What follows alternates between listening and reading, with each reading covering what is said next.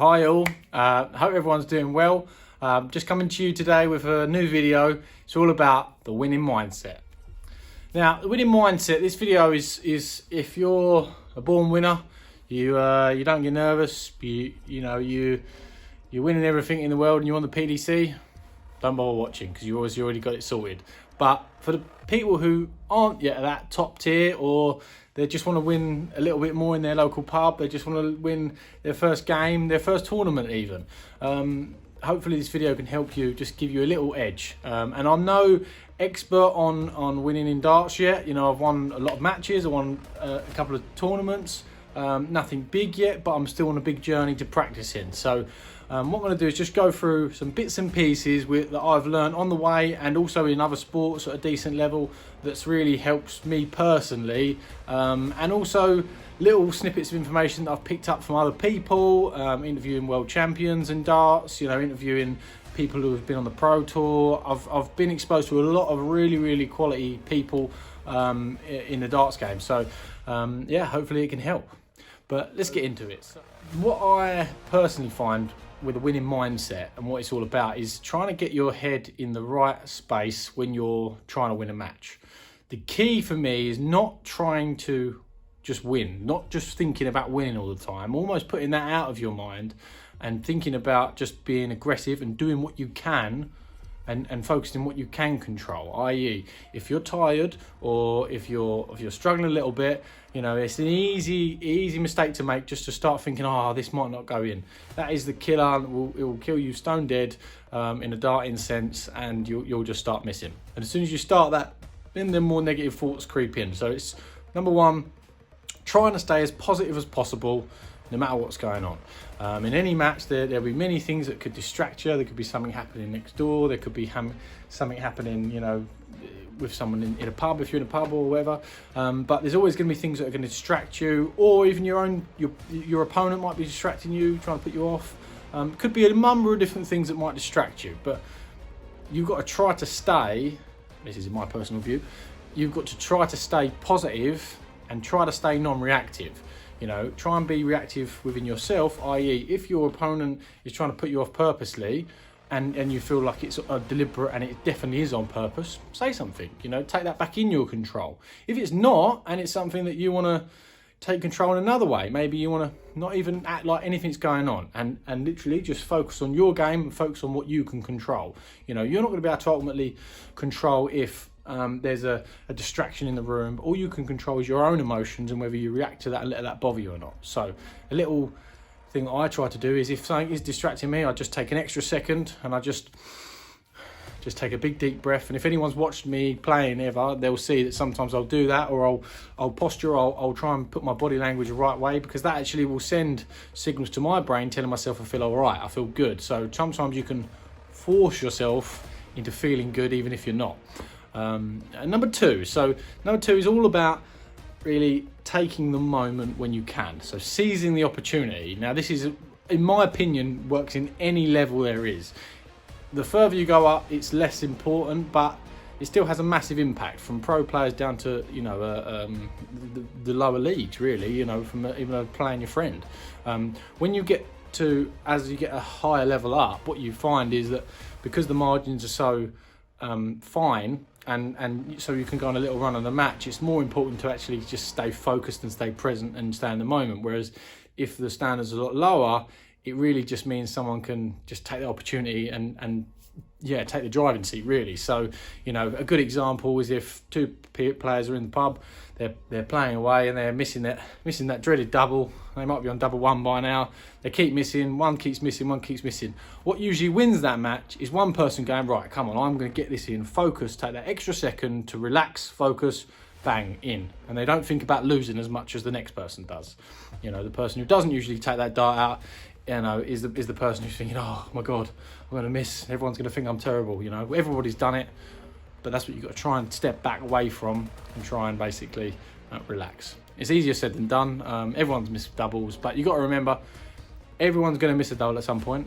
Everyone's going to miss a treble 20. Everyone's going to hit a 26, but it's about trying not to think about if that does happen, accept it, move on. Next shot. So it's just trying to focus on the positives, not the negatives.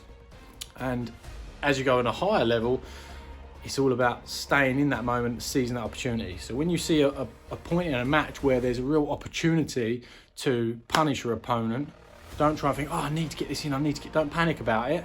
Think, right, this is the time I need to focus. This is the time I need to really relax and just let it go. You know, just let that dart go and just try to focus on not the thought of losing it or the thought of what could happen if it goes wrong. Focus on it's going to go in. Just presume it's going to go in. Because that's like when you're on your practice board and you're throwing away, easy as pie, game on, all of a sudden. Sometimes for some people it can go out the window. But that's because they're thinking about the result and their brain's actually seeing it as a danger. Hence why some people it affects very badly, you know, when they're under pressure. I'm lucky in the fact that it doesn't. I've probably been exposed to lots of high adrenaline sports, which I quite enjoy it, but I see it as a challenge. But if it does affect you a long way, you know, with nerves and trying to fight against, you know, negative thoughts, you've got to practice it. You've got to put yourself in scenarios where slowly crank up the pressure on yourself, you know, and practice under pressure. You know, I make it really difficult for myself in a practice session. I'll make something that I know is almost, you know, too difficult to do, you know, whether it's, you know, trying to hit an iron dart or trying to do whatever, almost impossible for that period, so that when I get into a match, it feels easier. I'm always trying to do something to make it more difficult, or I have to do this, you know, I don't stop until I hit a 180, or I don't stop and do until this. Just trying to make it that little bit more difficult for yourself, basically. So, yeah, that's that part of it. But number 3 for me is a little bit like number 2, but it's slightly different, and it's really, really important. So not only are you going to practice under pressure, but also when you're in a match, understand that everything you do has a consequence. Everything you do can make an impact. If you're going up to the oche and all of a sudden your head's down and this is terrible, it's not going to get better from there. I have to tell you, it's not going to get better. Generally, you're going to be the person who loses. If you watch most pros on TV and most people in the pub, the person who is looking relaxed, looking confident, and got that fire in their belly, they're the person who usually wins a match most of the time.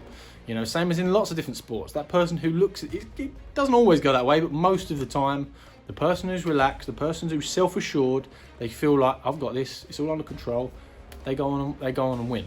So you've got to try and adopt that mindset.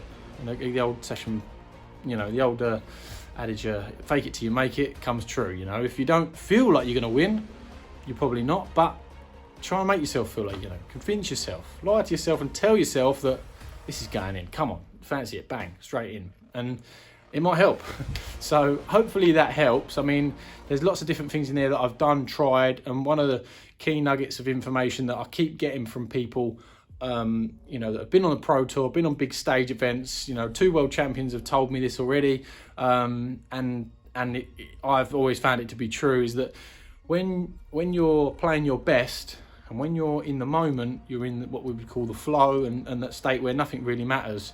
Always try to get back into that flow. So every time you practice, try to create that feeling. You know, I know when I'm on the practice board, when I feel like I'm in the flow, when I'm just all of a sudden, I'm not expecting to miss. I'm expecting it to go 180, 140, 180, 140, you know, and that is a great place to be. And then sometimes in a match, as soon as you get in that flow, all of a sudden it just starts firing in. It's very hard in the early days, and that's the other thing I really wanted to say in this video, is that don't be too hard on yourself. You know, if you're practicing and you're trying to get better, it doesn't matter what your average is. You know, it just matters about you putting the time and effort in and waiting for it to come. I remember very early on in the 10,000 hours experiment, probably the first 100 hours, got to around 80 hours, you know, I was doing quite a bit of practice. And I felt like my fingers was like, they wasn't working. The dart didn't feel comfortable in my hand at all. And it was frustrating me a little bit. So I remember feeling that and thinking, right, I've just got to keep going. And then after, you know, another probably 30, 40 hours, it started to feel comfortable, especially when you chain things. Sometimes it doesn't feel like that. But I've learned that now. If I ever feel that again, or I do something different, you know, I've just changed my points, and you just have to keep going at it, keep going, and, you know, make little changes and see what works for you. But the main thing is be an animal on the oche. When you get up there, fancy it. Think you're gonna. It doesn't matter if you win or lose. It makes no difference at all. You know, it's just about being you know, you don't have to start being silly to people and say silly things, but just feel it in yourself. You know, be aggressive, be confident, be in a dart sense, I mean, you know, give it in terms of yourself. I'm not a massive celebrator, but if I feel like I do something good or I take a big outshot off, I'll give myself a little pump. I'll say, come on, you know, not to my opponent, to me personally, because you're giving yourself that boost. You're impressed that you've got that shot. It's not, don't make it about your opponent, make it about you, and your opponent will see that. There's nothing better for me, no matter who I'm playing, if I feel like, and that's probably why I'm a little bit difficult to play for some people, despite my level not being as high as certain others.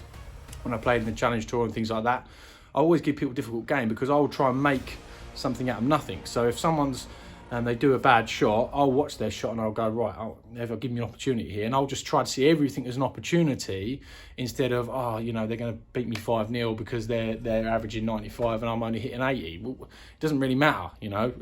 You can get a leg, you know, you can get a leg off people, you can get 2 legs, you can even be in a match that you probably shouldn't be, but you have to have that belief of, well, let's just let it go, let's just have some fun with it. So that's my tips for a winning mentality and a winning mindset that helped me, and I've got a long way to go with my personal journey, but I'm going to keep that mindset strong and hopefully it helps you.